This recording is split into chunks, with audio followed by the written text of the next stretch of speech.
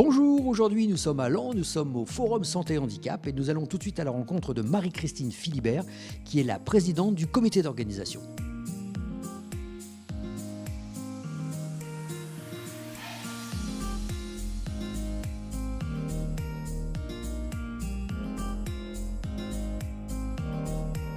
Alors aujourd'hui, c'est le Forum Santé Handicap Info, 21e édition, qui a pour objet de rassembler les acteurs du monde du handicap, associations, organismes, pour que la personne en situation de handicap ou son proche aidant puisse faire son marché aux informations en un lieu et trouver toutes les réponses possibles à leurs questions. Voilà, c'est le sens du forum. Alors, on a des associations qui concernent directement le handicap, par exemple l'autisme, la myopathie, la surdité, la non-voyance, la malvoyance, la déficience intellectuelle. Voilà, chaque instance peut parler plus spécifiquement de son handicap. Et le fait qu'il y ait des organismes tels que la MDPH, Cap Emploi, la CPAM, Caisse primaire d'assurance maladie, fait que la personne, elle peut à la fois avoir une info sur le handicap qui la concerne et puis d'avoir l'interlocuteur qui va pouvoir peut-être lui apporter des réponses ou des ouvertures de droit. Tous les lundis après-midi et jeudi après-midi de 14h à 16h, à la MDPH, il y a un bénévole associatif qui est là pour répondre aux questions, aider à remplir le dossier parce que c'est toujours un peu compliqué le dossier MDPH. Voilà, on est vraiment à disposition des personnes et on est bénévole.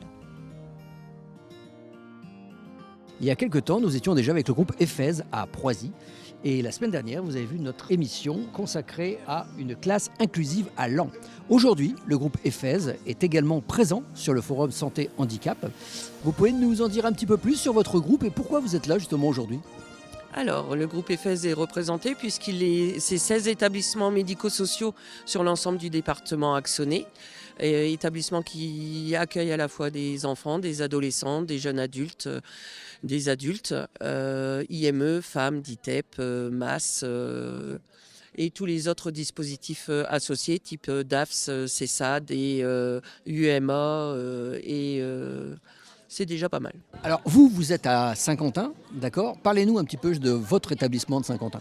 L'IME de Saint-Quentin est un des IME du groupe EFES qui se situe dans une ville. Il a une file active de 100 jeunes de 6 à 21 ans. C'est un internat, semi-internat. On fait aussi de l'internat aménagé, c'est-à-dire que les jeunes ne sont pas accueillis forcément sur l'internat toute la semaine, mais peuvent être accueillis une nuit, 2 nuits ou 3 nuits dans la semaine. Ce sont des jeunes en situation de handicap, déficience intellectuelle, légère, moyenne, avec pour certains troubles du comportement, troubles psy et pour certains TSA.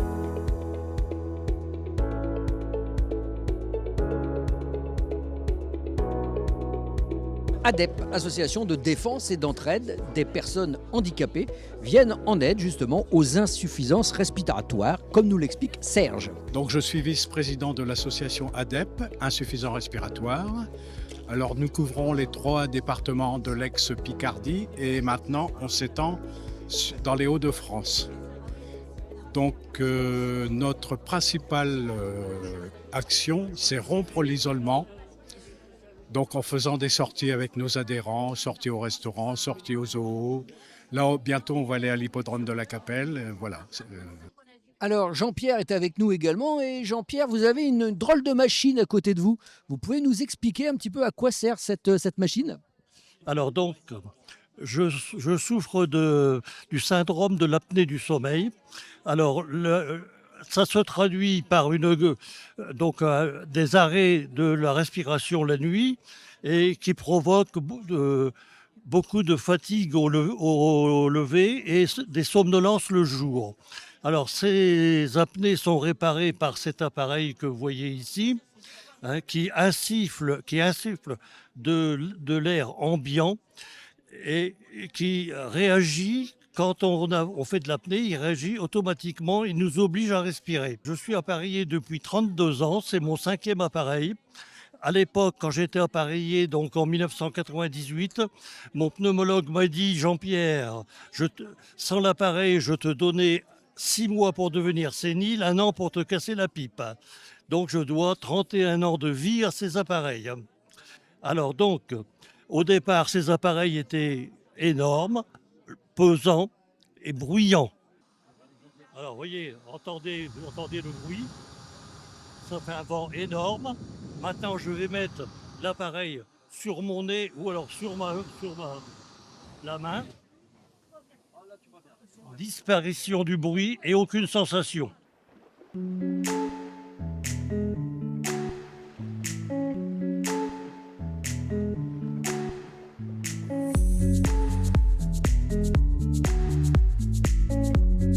En France, chaque année, c'est 5000 personnes entre 20 et 40 ans qui sont diagnostiquées comme porteurs de la sclérose en plaques. Alors Jean-François, expliquez-nous un petit peu ce qu'est votre association et ce qu'est la sclérose en plaques. Oui, bonjour. Cette association qui depuis peu s'appelle France Sclérose en plaques, parce qu'avant ça s'appelait ARCEP, c'est tout récent, c'est depuis le mois de mai l'année dernière. On va fêter nos 1 an, justement pour faire connaître, parler beaucoup plus de cette maladie, parce que on entendait très peu parler, et on en est à plus de 100 000, 110 000 personnes en France aujourd'hui. Il y en a certainement plus, mais on n'a pas encore tous les chiffres parce que c'était quand même très discret. Donc voilà, c'est une très belle chose d'aujourd'hui de s'appeler France Sclérose en plaques, qui représentait la sclérose en plaques au niveau national, mais plus qu'en local. En tant que bénévole, nous sommes là, on est plus, nous ne sommes pas médecins, attention, on ne parlera pas au nom des médecins. Essayer de faire comprendre à celui qui ne sait pas, ou tout au moins la famille. On voit beaucoup la famille, on voit moins, on en voit. Mais on voit plus la famille qui vient poser des questions parce que leur fils, parce que leur proche ou peu importe, ou ami a la sclérose en plaques. La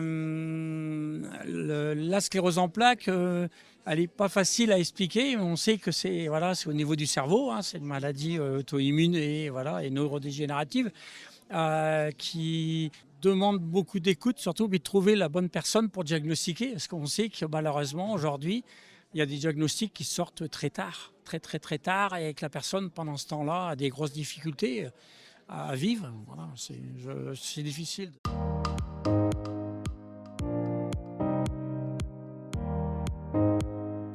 Vous êtes la plateforme de coordination et d'orientation de l'Aisne. Il y en a une par département. Présentez-nous un petit peu justement cette plateforme.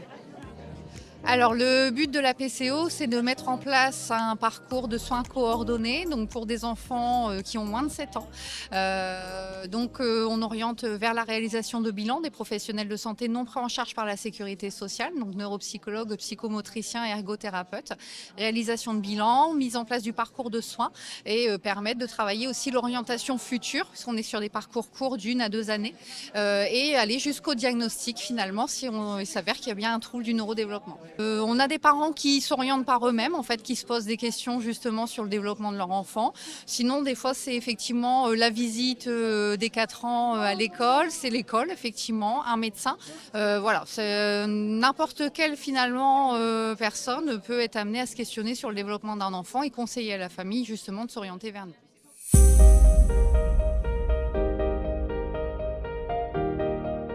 Jean Perrault est le président départemental de la FNAT de l'Aisne. Il nous présente son association.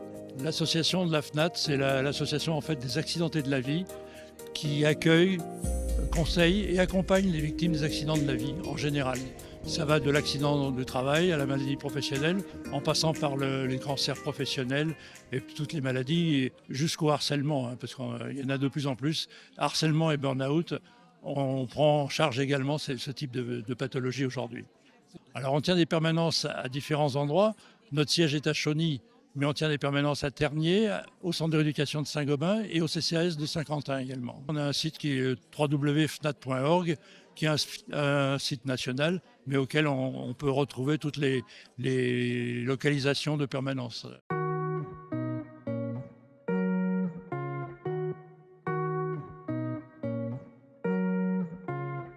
Antoine Lamotte va nous parler de son association Autant, qui est une association des usagers de transport dans notre région. Nous, notre but, c'est d'améliorer l'accessibilité de l'ensemble des mobilités, c'est-à-dire ferroviaire, transport interurbain, urbain, les vélos, les mobilités douces, etc. Et dans notre objectif aussi, on a surtout mis aussi pour les usagers en situation de handicap. C'est pour cela que je suis présent aujourd'hui sur ce forum, pour donner des conseils sur tout ce qui est l'accessibilité pour les personnes en situation de handicap, c'est-à-dire avec les nouveaux services assistance gare qui est mis en place depuis 2 ans, la plateforme européenne qui va énormément faire évoluer la facilité des réservations, soit sur Internet, soit sur un numéro fixe, au niveau de l'ensemble des transports européens. Bon, là, on n'est qu'au début, hein, il y a une ébauche. Il y a Eurostar qui a rejoint les transports ferroviaires français. Mais à long terme, à très long terme, on aura probablement tout ce qui est des transports pour les personnes PMR comme le PAM, comme Andigo, qui seront par exemple reprises sur cette plateforme, qui sera quand même quelque chose de beaucoup plus simple, beaucoup plus direct, mais pour les personnes. Voilà. Et nous donnons aussi des conseils par rapport à la région, que quand on siège dans les schémas d'accessibilité des transports au niveau ferroviaire et au niveau association d'usagers, concernant tout ce qui est l'accessibilité aussi. Alors routier, que dans le routier, il y a énormément à faire, mais ça a été repris avec l'ADAP de 2015, l'agenda programmé d'accessibilité, qui a permis quand même d'avoir un commencement, une ébauche d'évolution sur les transports interurbains, dont la région est surtout chef de file, avec les présentations des différents schémas d'accessibilité de chaque département. Voilà, cette émission consacrée au Forum Santé Info est à présent terminée. Merci à vous de nous avoir suivis et à très bientôt sur WeWo.